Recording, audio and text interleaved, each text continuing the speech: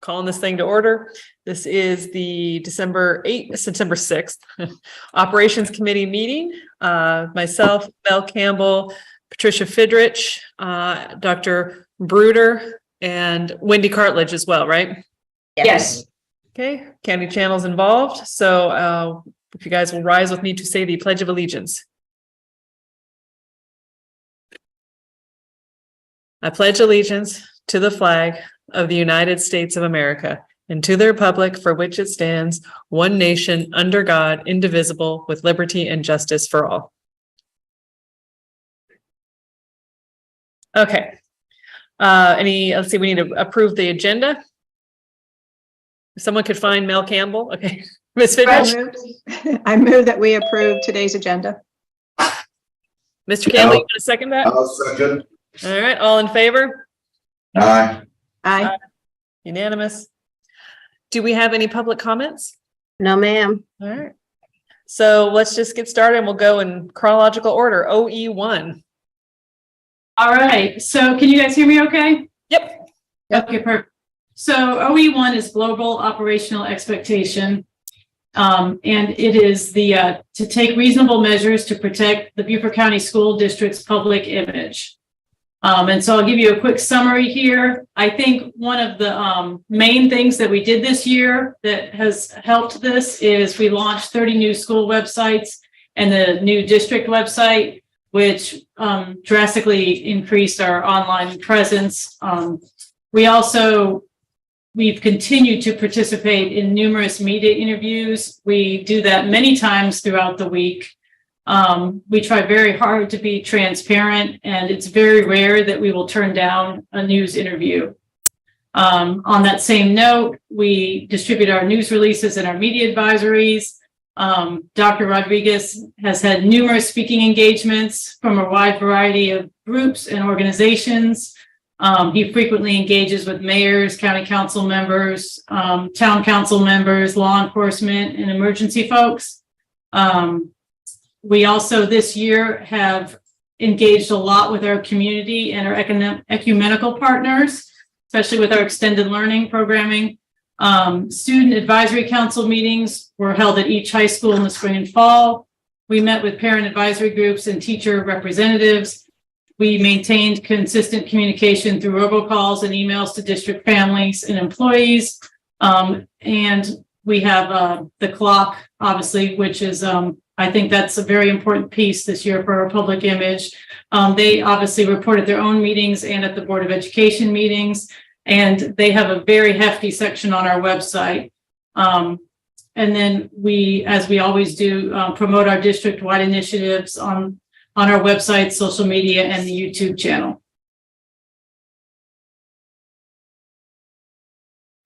Are there any questions from the committee? Ms. Fidrich? Not a question as much as a comment. Dr. Bruder, I think that this launch of the new website has really, I agree, done an awful lot to capture what is going on in our schools in the district. The Facebook page, the videos of our local schools and all the good things that are happening there. It does appear to me, at least, that you are very open to, and as is Dr. Rodriguez, speaking to the local media and trying to get the correct information out there. So I absolutely would move to accept operational expectation 1, global operational expectation. Mr. Campbell, do you have a question or would you like to second that motion? Motion. Was that a second? Yes. All right. And I'd like to make a blanket statement, Ms. Fidrich, if it's okay. Can we put all of our OEs that were coming out of Operations Committee on the consent agenda? Oh, absolutely. I think especially, yeah, this one's good for that, as are the other ones that I've already previewed. Sure. Okay, perfect. All right. So motion seconded. All in favor? Aye. Aye. Mel?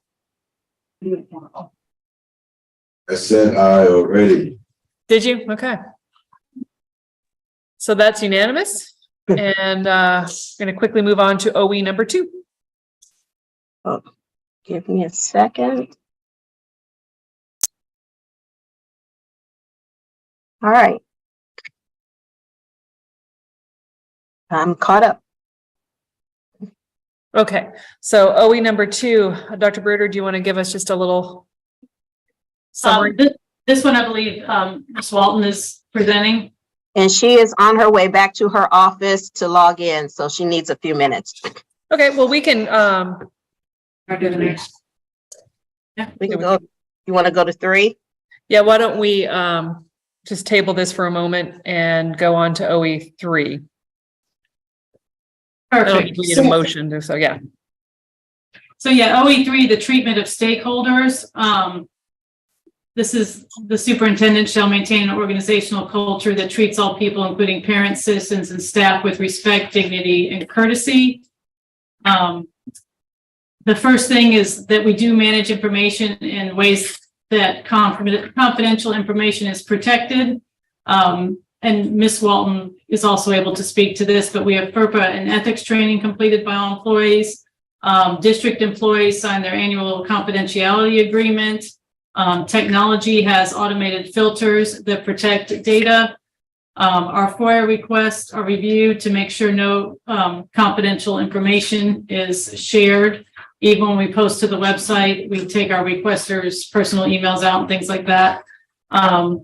And when responding to media requests, we actually do get a lot of media requests wanting information about employee matters or student disciplinary matters. And, you know, we always decline to comment on those things to protect confidentiality. In terms of handling complaints or concerns that we receive via, sometimes we get them via social media, we might get them telephone. The reported concern form on the district website is utilized frequently, and that is routed to the district staff member or school principal best suited to respond. If a complaint is not resolved at this level, it gets directed to the superintendent or the superintendent's designee. Let's see here. In terms of having a culture that values individual differences of opinion and includes all people in decisions, and has open and honest communication with written and interpersonal interaction in order to achieve the board's results policies in maintaining an open and responsive and welcoming environment. One thing we added this year was the new platform BCSD Engaged, which is a very good portal for parents and staff to be actively involved in kind of expressing their opinions about initiatives and thoughts. Obviously, we have the student advisory council, parent advisory groups, teacher representative groups, and community groups.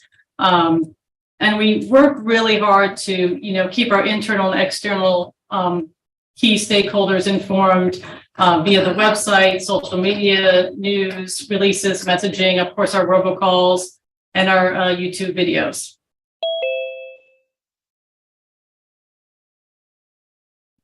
Any questions from the committee? I have one question. Oh, sorry, Ms. Fidrich, go ahead. Oh, I just wanted to hear a little bit more about BCSD. Yeah, BSCD, Beaufort County, BCSD, Engaged. How do people get to that website? It is, if you go to our main website. Yeah. Now, when we post something to that, we will typically put out a message to parents. Right. Or members, or not community members, I'm sorry, employees, and send the link and say, hey, we have this new project up here. We'd love to hear from you.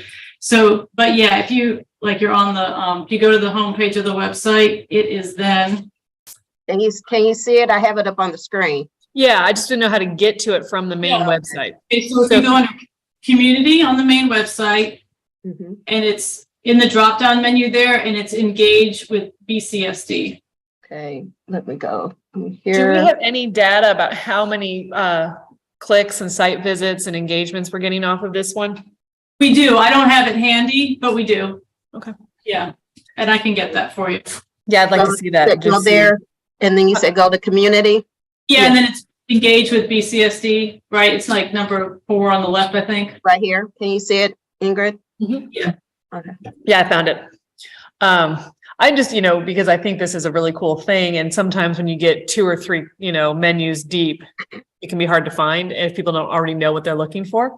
So I would love to see kind of the usage and the clicks and see if that's something that, as a representative of the community, I can make people more aware of. So Sure. if you have that data, I'd love to see it. Yeah, sure. I can totally get that for you. Awesome. That was my question. Ms. Fidrich, you had a question as well? I did. Robin, could you go back to that executive summary when you get a second, please? And Dr. Bruder, my question was about the complaints, and the complaints are if someone sends one, it's routed to either the appropriate person and so on. And if it's not resolved, thanks, Robin. Yeah, right there, number 2. Complaints or concerns are received, routed to the appropriate member. If it's not resolved, directed to the superintendent or designee. How do you know that there always is follow-up? I mean, is there a checklist on there that says, resolved or the concern has been addressed by so-and-so? How do we close that loop? I will say that 95% of these, the executive director of the school is copied on them. So if we get a complaint, it goes to, like, if it's appropriate for it to go to the principal, it will go to the principal, but the ED is copied on there as well. And then we typically will follow up with the EDs. Having the EDs has been such a great thing for the district, and in situations like this has been very, very helpful. Sometimes the EDs will talk with the principal or the teacher involved, and then the EDs will make the phone call to the parent. So the EDs have been very good at staying on top of all that, and we'll follow up with them, especially if there's something extra sensitive that comes through. Okay, yeah, that's good to know, because I can only imagine how, many emails the principals get a day, but having that additional layer. So thank you. Yeah, thank you. Mr. Campbell, did you have something? I can only see like the top third of your head, Yeah. part of your shoulder. You're good? Okay.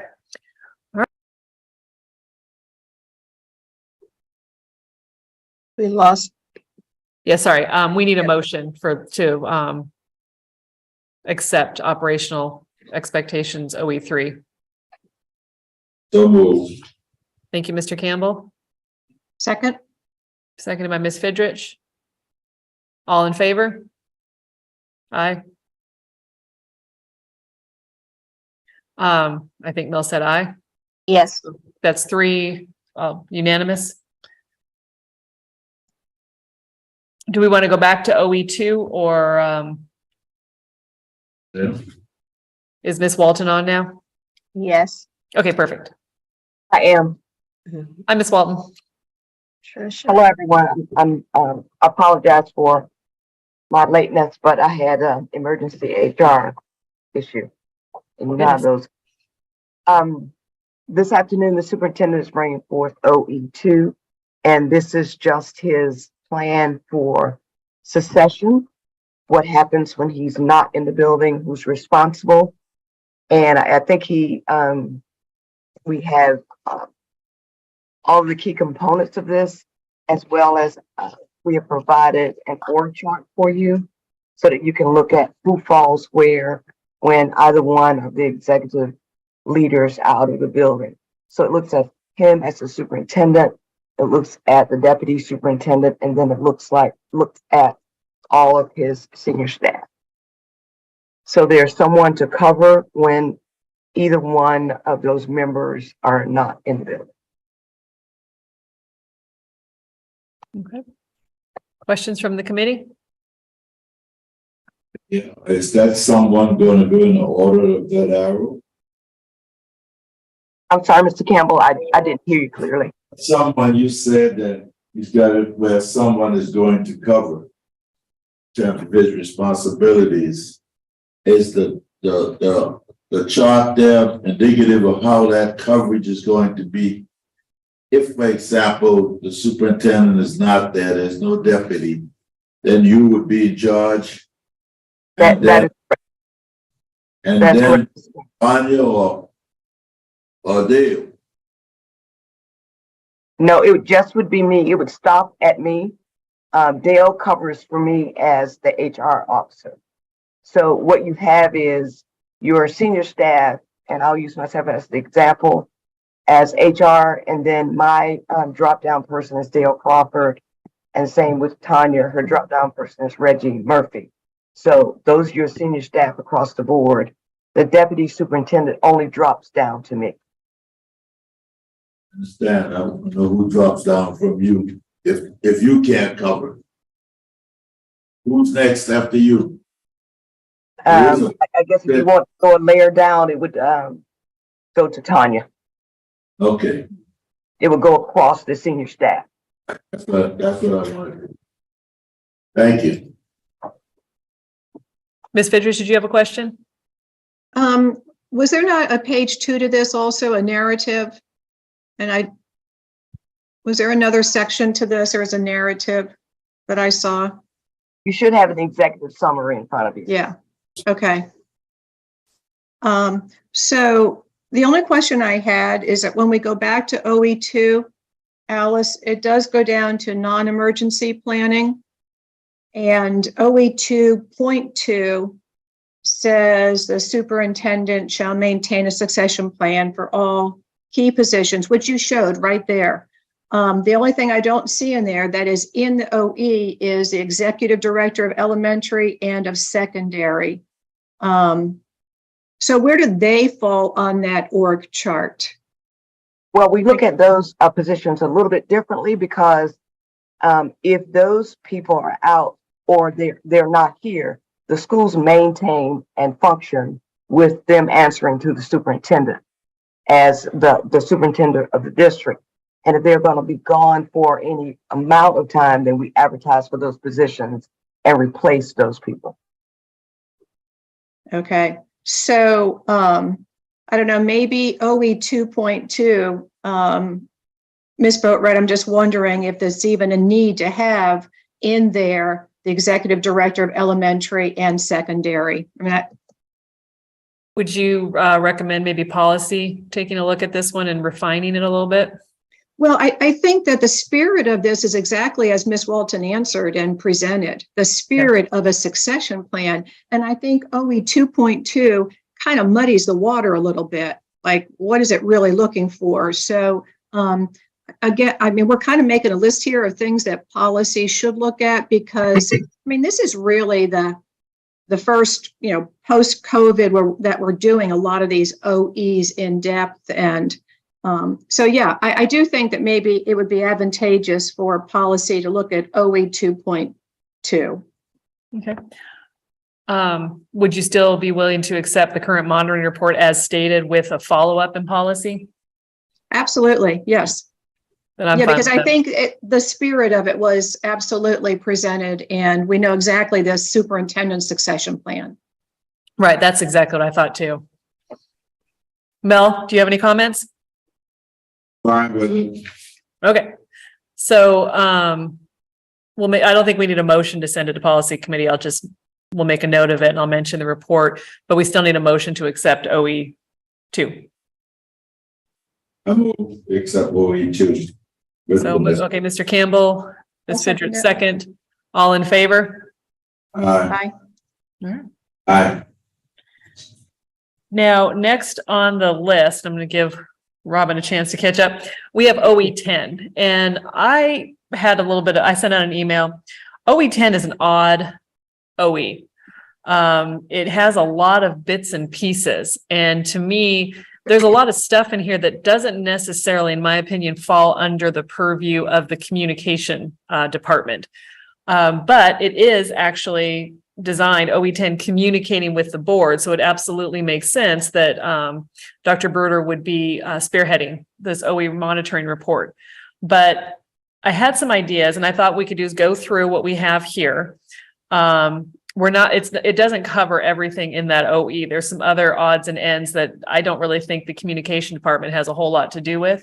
So what I think, if you guys want, well, let's go through the OE 10. And if it's amenable, I think treating it similar to OE 2 and saying, okay, let's accept the communication part of this and the spirit of communication with the board. and then ask that policy committee take a look at this. Because there's some stuff in here that I think needs to be either rerouted or addressed a little bit differently. So if that, we can kind of see how you guys feel after Candace presents, but that's just kind of my thoughts on OE 10.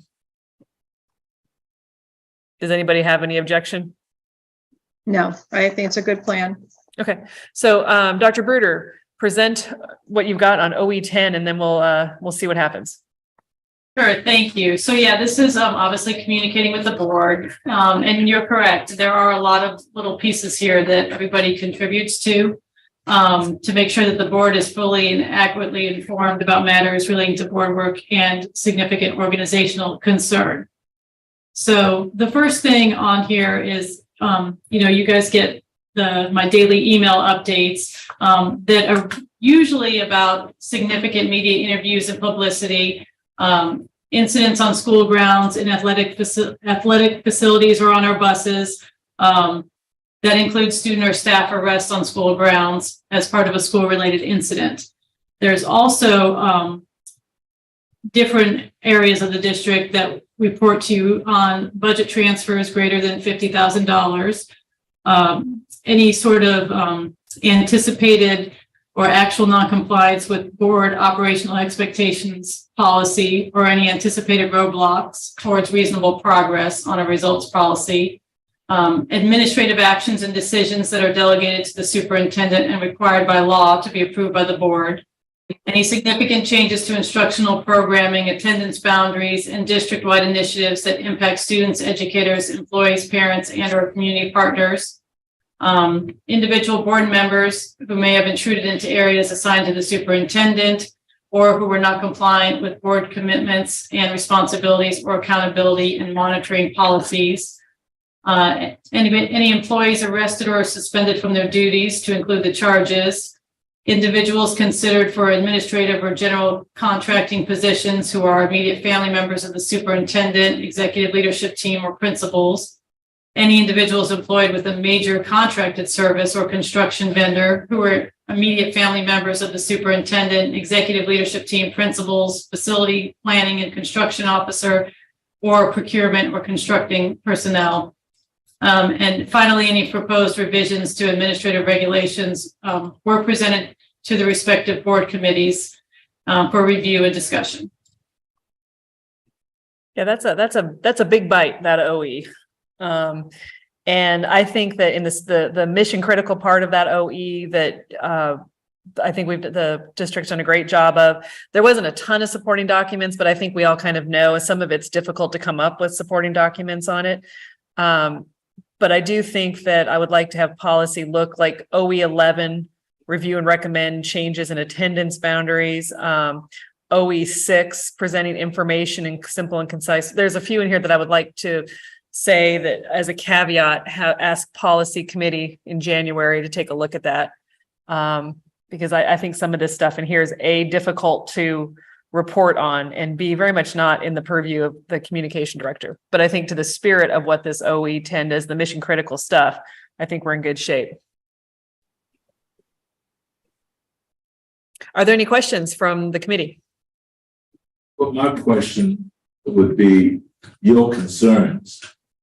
As your concern, who is directing the narrative from Superintendent Rodriguez, her view, or your concern what he's doing, how he interprets.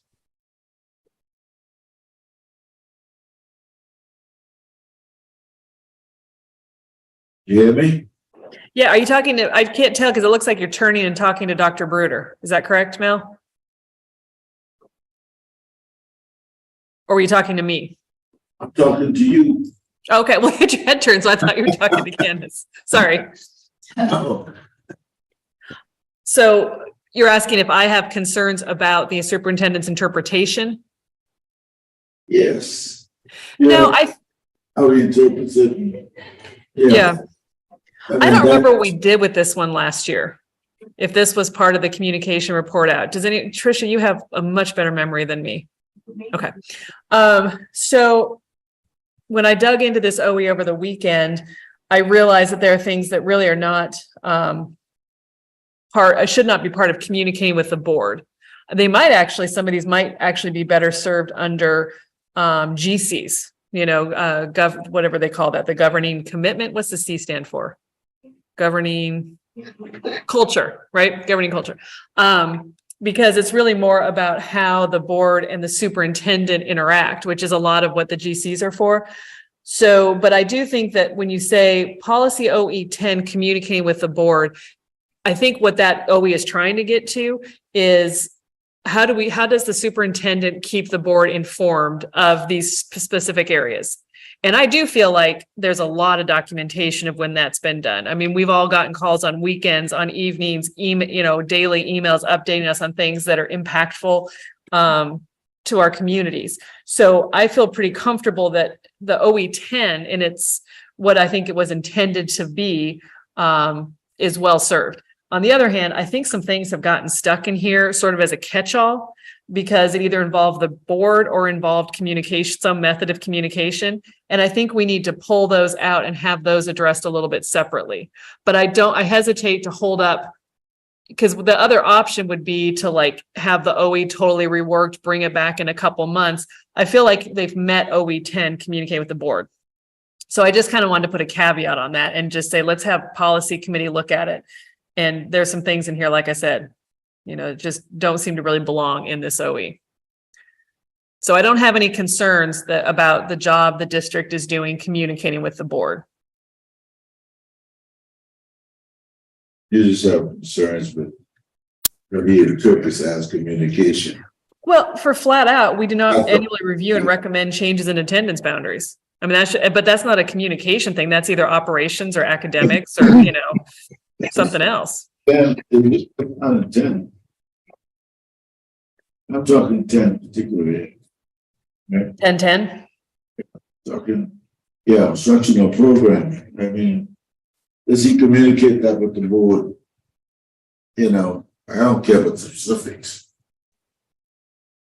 Well, I mean, let me ask, I have my opinion. Dr. Bruder, do you want to answer that specifically? And then maybe Ms. Fidrich? You mean if you're asking if Dr. Rodriguez updates you on the instructional changes? So I'm asking if your interpretation of his interpretation if coordinated, you agree that that's where this should be in terms of how he interprets communicating with the board. Is this a part of communicating with the board as far as he interprets what we, the board, meant when we say interpretation?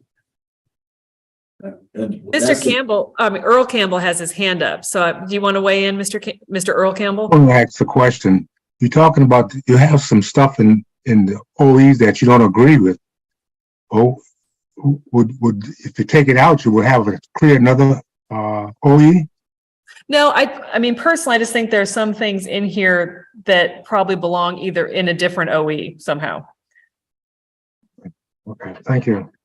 I can respect that, Ingrid, but then I need to know specifically, but I won't be around, so it don't matter. You address that. I would want to know where it's going if you don't think it belongs there. That's my question, because obviously he interprets it that it belongs here. Okay, Ms. Fidrich? So when I was reviewing this, I thought that somewhat along the same lines, but mostly regarding 10.3, 10.10, and 10.11. And, for Candace, for Dr. Bruder to speak for the, annual monitoring report to 3 about functions when there's an individual transfer exceeding $50,000. That is so specific that I thought that might belong better in financial administration. Okay, so that would be OE 6. I was thinking that OE 10.10 about the instructional programs, would better fit under an instructional I didn't look right now to see exactly which one that was, but for the 17. policy committee to look and see that those that are so specific to other areas, like attendance to operations, for the policy committee to say, okay, would this reporting out that this operational expectation has been met be better reported by the other departments? And so those would be the three that I think would be most likely to be looked at: 3, 10, and 11. I think it's worth it. Instead of expecting Dr. Bruder for communications to say, yes, every individual transfer exceeding $50,000 was met, when I think that probably Ms. Crosby could speak to that better in that OE. That's true. I don't think that's the intent though. That's true, what you're saying, but the intent is that we're interpreting that he does communicate these things with the board. This is what this OE addresses. His communication happens, whether academics is doing it or Tanya is doing it, or whoever is doing it. Does the superintendent communicate with the board these things? I agree with you, Mel. I agree with you totally. And so I just think that to have a financial transaction, that Ms. Crosby would be, more able to present that to the board as to whether or not the board has been informed of that transaction. I think it's worth further discussion. Yeah, fine. But all I'm saying is how he interprets what he does is a different thing than if he gets it done. And I think the communication is, does he communicate this with the board? And the answer is yes to all of these. He communicates it with the board. Yes. That's what the question is with the OE, I think.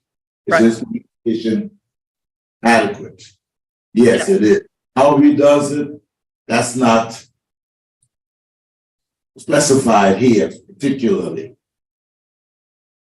That's how I'm seeing this now. No, I agree. And so that's what I'm saying. I think that the spirit, the critical mission of the OE, which is, does the superintendent keep the board informed about big things? But what I will say also, like, to the extent that this is how we govern, right? This is how we provide policy. There are some things in here that I don't think it's fair to ask the director of communications to own. And just to specifically look at the instructional programs, OE 1010, there is OE 12.8, ensure that all instructional programs, including both content and practice, are regularly evaluated and modified as necessary to ensure their continuing effectiveness, and then just add and communicate it to the board, or something that it doesn't have to be, because I don't think that the director of communication can monitor that as much, but I do think the director of communication can monitor how well the superintendent communicates with the board, which I think is well represented here. And so she's asked to do. Yeah, I don't think she has ownership of what you're saying, Ingrid. She doesn't have ownership of that. Right. She has ownership of this communication piece. Correct. The other part, someone else has ownership of. That's why it's in 12.8 in other areas. Right. Right. So that's what I'm saying. I think that we can definitely accept this monitoring report, but I do think it's worth, after reviewing it, having policy committee look at it and see if some of this stuff belongs in the communication OE. But I mean, however you guys want to make a motion or not make a motion is up to you. Motion to do that. Okay. Thank you, Mel. So I think we'll do is, we don't need a motion on policy, but I think what we'll do is just, Mel's made a motion to accept OE 10, and then I'll make a request similar to the other one, that policy take a look at OE 10 for 2023. Sounds good. Is that a second? That's a second. Yes. Awesome. Okay. All right. All in favor? Aye. Aye. Unanimous. Thank you for your contributions, Mr. Earl Campbell. All right. So that brings us to our final OE for the day, OE 11. Great. So OE11, communicating with the public. The superintendent shall ensure the public is adequately informed about the condition and direction of the district. Some of these things in the summary you've already heard earlier today, so I'll try not to spend too much time on them. But to ensure the timely flow of information, appropriate input, and strategic two-way dialogue between the district and the citizens that build understanding and support for district efforts. Again, we launched the new school websites and district websites. And we continue to promote initiatives through our, the website, social media, and our YouTube channel. I will say we are excited that we do have over 25,000 followers on social media. And the news videos were viewed more than 700,000 times. Again, we have that new platform, BCSD Engage, for parents and staff, which I am excited where I think we're going to be using that more and more. We also have commenced a communications audit similar to the technology audit with an outside agency. We have had to put that on hold just a little bit because we've been busy, with other items right now, such as the library materials review, that kind of thing. So it will kick off again in the spring, and you will get an invitation to be part of that. Again, we have a lot of media interviews and our news releases. Dr. Rodriguez's many speaking engagements and interactions with people in the community. Again, our increased involvement with our community and ecumenical partners and our student advisory group meetings, our robocalls, the clock again, and their communication efforts, and their section on our website. And my department has been recognized by the South Carolina INSPRA with 4 awards this year, and I'm very proud of them for that. In terms of our annual progress report, with data indicating student progress towards accomplishing the board results, policies, district strategies, programs, and operations, revenues, expenditures, costs of major programs, and the review of our district's financial condition. I will say Dr. Rodriguez presents a lot on these topics to various community groups. And obviously, as you know, at the Board of Education meetings, we do have our community report card that is currently in production. I will tell you that it did get delayed this year because a key member of data services is no longer with us. So that's the reason for the delay, but we are moving forward. And I would like to say, though, there is quite a bit of information on our new website. The financial section of our website is very, very robust.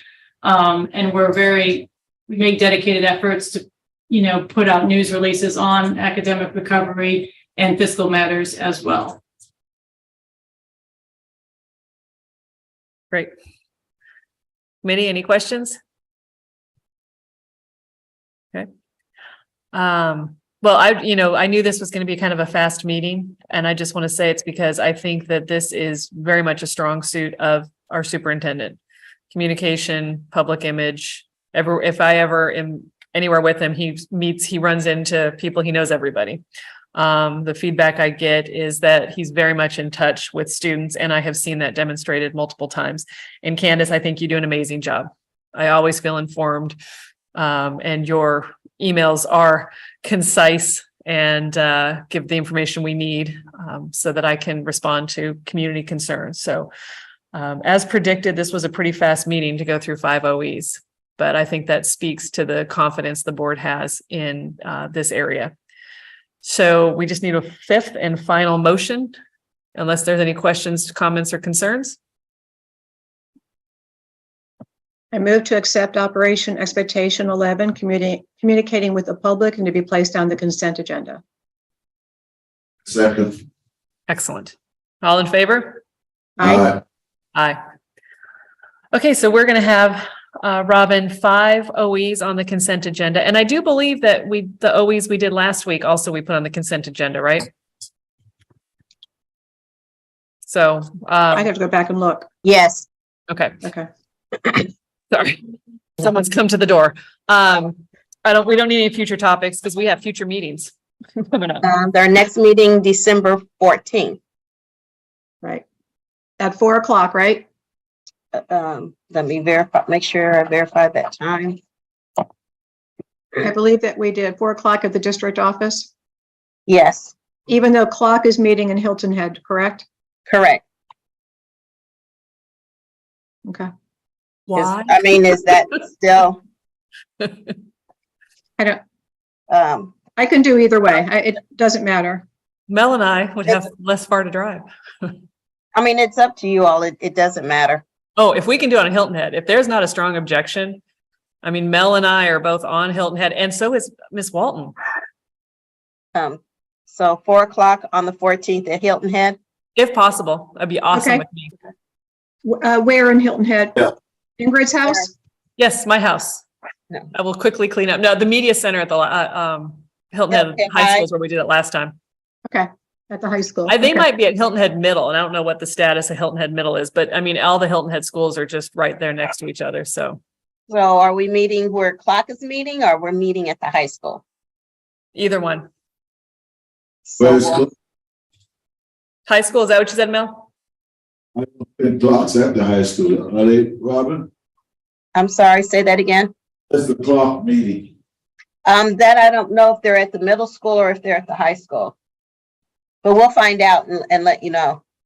Okay, So tentatively, we'll plan We'll 4 meet, o'clock. we'll meet wherever Clock is. So Okay. that, because they will already have a setup. So That that sounds we would perfect. need to have the setup. Okay, so 4 o'clock, somewhere on Hilton Head, wherever Clock is, and we're gonna have the HR portion and Title IX. Is that correct? Correct. That's what I And Wendy, are have. there any other ARs that we need to address before the end of the year? Is she still there? And another HR, Have the title, what we're doing, Title 9 is the big one. Right. Wendy, didn't we have another one? Did we have staff conduct on there as well? I had the, 1 second, Sean.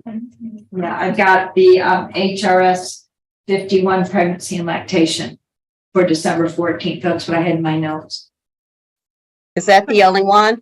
Or you don't have staff conduct? Well, I'll go through that with Ms. Walt, make sure that we're up to date on everything. I just haven't had a chance to talk with her yet. Okay. Okay, that sounds good. So I have possibly 2 ARs, grievance and Title IX. Correct. Okay. Oh, that's so exciting. 4:00. All right. All right. Well, thank you, everybody. We just need a motion to adjourn. motion to adjourn. Second. All right. See you guys, what, in like 2 days?